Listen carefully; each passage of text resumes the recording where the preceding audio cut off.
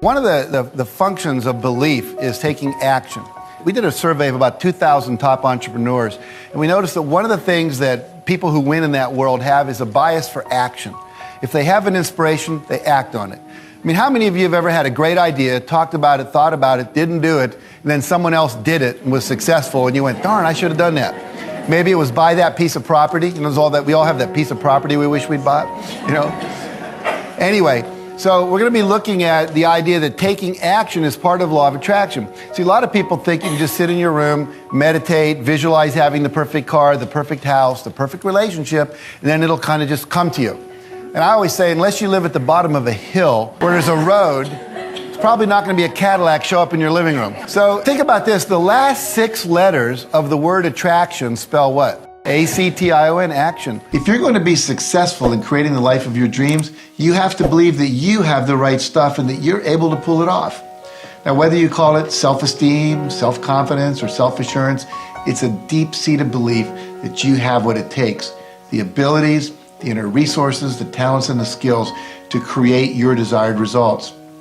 Now, believing in yourself is simply an attitude. Believing in yourself is a choice. You have to choose to believe that you can do anything you set your mind to, anything at all, because in fact you can. It might help you to know that the latest brain research now indicates with enough positive self-talk and positive visualization, combined with proper training, coaching, and practice, anyone can learn to do almost anything. Now, I've interviewed thousands of successful people, and almost every one of them has told me, I was not the most gifted or the most talented person in my field, but I chose to believe that anything was possible. And because of that, I studied, I practiced, and I worked harder than the others, and that's how I got to where I am.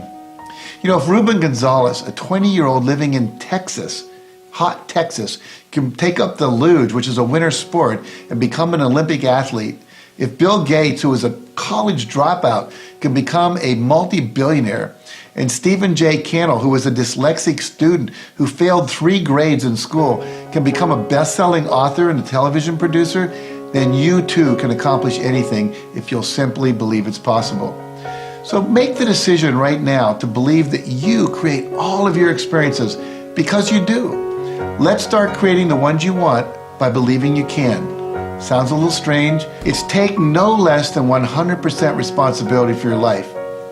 You know, one of the greatest myths that's pervasive in our culture today is that you're entitled to a great life and that somehow, somewhere, someone is responsible for filling our lives with continual happiness and exciting career options, a nurturing family, and blissful personal relationships simply because we exist. But the real truth is that there's only one person responsible for the quality of your life, and that person is you. You see, everything about you is a result of your doing or not doing. Your income, your debt, your relationships, your health, your fitness level, your attitudes and behaviors, everything. That person you see when you look in the mirror is the chief architect in your life. You know, I think everybody knows this in their heart of hearts, but the mind can play games, tricking us into thinking that there are external factors that are the source of our failures, our disappointments, and our unhappiness.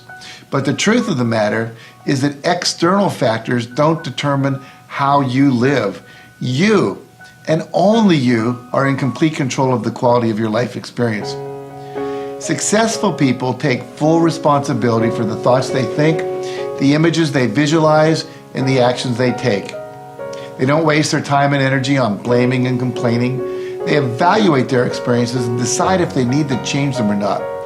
They face the uncomfortable and they take risks in order to create the life that they want to live. If you want to know how to decide if a career opportunity is a good one, there are several things you have to take into consideration. Number one, does it make your heart sing? The number one feedback system that you were given at birth is joy. If you're not experiencing joy as you think about doing something and as you pursue doing it, then it's off course for you.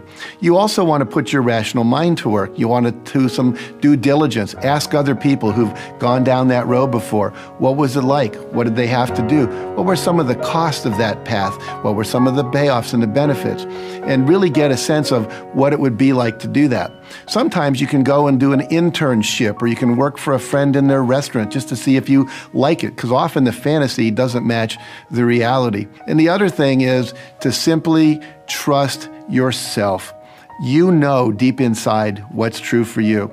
And if you'll take a few minutes and go inside, we call it meditation, and just ask and sit with the question and see what kind of feelings come up. Does this feel right? So do all the rational research, but then ultimately bring it back into your heart and decide, does this feel good for me? And if it makes sense up here and it feels good, then step into it.